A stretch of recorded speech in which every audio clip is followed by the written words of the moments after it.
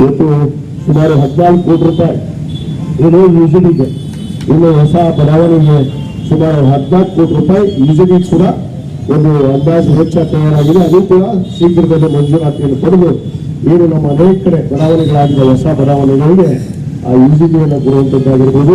ಈಗಾಗಲೇ 1,000 ಮನೆಯನ್ನು ಕಟ್ಟೋದಕ್ಕೆ ನಾವು ಈಗಾಗಲೇ ಬಡವರಿಗೆ ಏನು ಹಕ್ಕುಪತ್ರಗಳನ್ನು ಕೊಟ್ಟಿದ್ವಿ, ಸುಮಾರು 14 ಹಕ್ಕುಪತ್ರಗಳನ್ನು ಕೊಟ್ಟಿದ್ವಿ. ಅದರಲ್ಲಿ 1,000 ಮನೆಗಳನ್ನು ಈಗಾಗಲೇ ಕಟ್ಟಡಕ್ಕೆ ನಾವು ಆದೇಶ ಪತ್ರಗಳು ಕೂಡ ಕೊಟ್ಟಿದ್ವಿ. ಇದು ಅಭಿವೃದ್ಧಿ ಅಭಿವೃದ್ಧಿ ಅಭಿವೃದ್ಧಿ ಅಂತ ಕೇಳ್ತಾರಲ್ಲ, ಇದಿಷ್ಟೇ ತಿಳಿಯಲ್ಲ. ಇದು ಅವರು ದಾಖಲೆ ಸಮೇತ ಚೆಕ್ ಮಾಡಿ ಇದೇ 2.5 ವರ್ಷದಲ್ಲಿ ಆಗಿದ್ದಿಲ್ಲ ಇಳಕಲ್ ನಗರಕ್ಕೆ.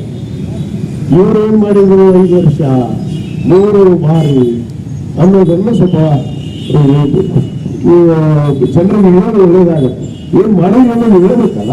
ನಾವು ಈ ಬೇರೆ ಈ ಪುಸ್ತಕ ಹಿಡ್ಕೊಂಡು ಹಾಕತ್ತೀವಿ, ಈ ರೀತಿ ಹೇಳ್ಬೇಕಲ್ಲ. ಅಭಿವೃದ್ಧಿ ಪಡಿಸಿದ್ದಲ್ಲ, ಸುಮ್ಮನೆ ಅಭಿವೃದ್ಧಿ ಆಗಿಲ್ಲ. ಆಮೇಲೆ ವಿಶೇಷ ಅಂದ್ರೆ ನಿಮ್ಗೆ ಇಳಕಲ್ನಲ್ಲಿ ಹೋಗಿ ನೋಡ್ರಿ, ಇವತ್ತು ಎಲ್ಲ ನಮ್ಮ ಪದವಿ ಪೂರ್ವ ಕಾಲೇಜ್ ಇರ್ಬೋದು, ಪ್ರೌಢಶಾಲೆಗಳು, ಕಟ್ಟಡಗಳು ಈ ತಾಲೂಕಿನಲ್ಲೇ ಪ್ರಾಥಮಿಕ ಶಾಲೆಗಳು ಕಟ್ಟಿದ್ದಿಲ್ಲ. ಪ್ರಾಥಮಿಕ ಶಾಲೆ, ಪ್ರೌಢಶಾಲೆ, ಪದವಿ ಪೂರ್ವ ಕಾಲೇಜ್, ಡಿಗ್ರಿ ಕಾಲೇಜ್, ಹುಡುಗನ್ degree college, Ilkal degree college, ಆಸ್ಪತ್ರೆ. ಇವತ್ತು ಆಸ್ಪತ್ರೆ ಸಮುದಾಯ ಆರೋಗ್ಯ ಕೇಂದ್ರ ಆಗಿತ್ತು, ಇದು ತಾಲೂಕು ಆಸ್ಪತ್ರೆ ಆಗಿರ್ಲಿಲ್ಲ. ಮೊನ್ನೆ ತಾನೇ ನಮ್ಮ ಸನ್ಮಾನ್ಯ ದಿನೇಶ್ ಗುಂಡೂರಾವ್ ಅವರು ಆರೋಗ್ಯ ಸಚಿವರು ಇಳಕಲ್ಲನ್ನ ಇವತ್ತು 50 ಹಾಸಿಗೆ ಆಸ್ಪತ್ರೆ ಆಗಿ ಇವತ್ತು ಮಂಜೂರಾತಿ ಮಾಡಿದ್ದಾರೆ. ಆಸ್ಪತ್ರೆ ಕೂಡ ಅಭಿವೃದ್ಧಿ ಪಡಿಸಿದ್ವಿ 1.5 ಕೋಟಿ ರೂಪಾಯಿ ವೆಚ್ಚದಲ್ಲಿ.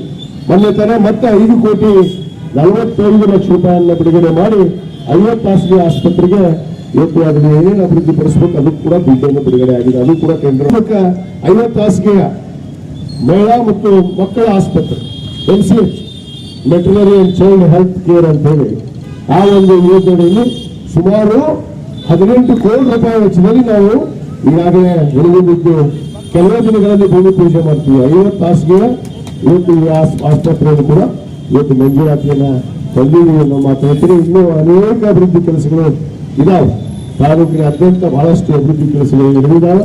ರಸ್ತೆ ನಡೆದಿದ್ದಾವೆ, ಅದು ಪ್ರಯತ್ನ ಇದೆ. ಶಾಲಾ ಪದವಿಗೆ ಯೂನಿವರ್ಸಿಟಿ ತರಬೇಕಾಗಿತ್ತು ಅಂತೇಳಿ ಈಗಾಗಲೇ ಮಾನ್ಯ ಮುಖ್ಯಮಂತ್ರಿಗಳಿಗೆ ಸದನದಲ್ಲೇ ನಾನು ಪ್ರಶ್ನೆ ಹಾಕಿ ನಮ್ಮ ಏನು ಉನ್ನತ ಶಿಕ್ಷಣ ಸಚಿವರಿಗೆ ಮನವಿ ಮಾಡ್ಕೊಂಡಿದ್ವಿ. ಜಮಖಂಡಿಲಿರುವಂತ ವಿಶ್ವವಿದ್ಯಾಲಯ ಅದರ ಕೂಡಲ ಸಂಘಕ್ಕೆ ಸ್ಥಳಾಂತರ ಮಾಡಿ ಅಲ್ಲಿ ವಿಶ್ವವಿದ್ಯಾಲಯ ಆಗಬೇಕು ಅನ್ನೋದು ಕೂಡ ನಾನು ಒತ್ತಾಯವನ್ನು ಮಾಡಿದ್ದೀನಿ. ಅದು ಕೂಡ ಶೀಘ್ರವೇ ಮಂಜೂರಾತಿಯನ್ನು ಪಡೆಯುವಂತ ಕೆಲಸ ನಾವು ಮಾಡ್ತೀವಿ.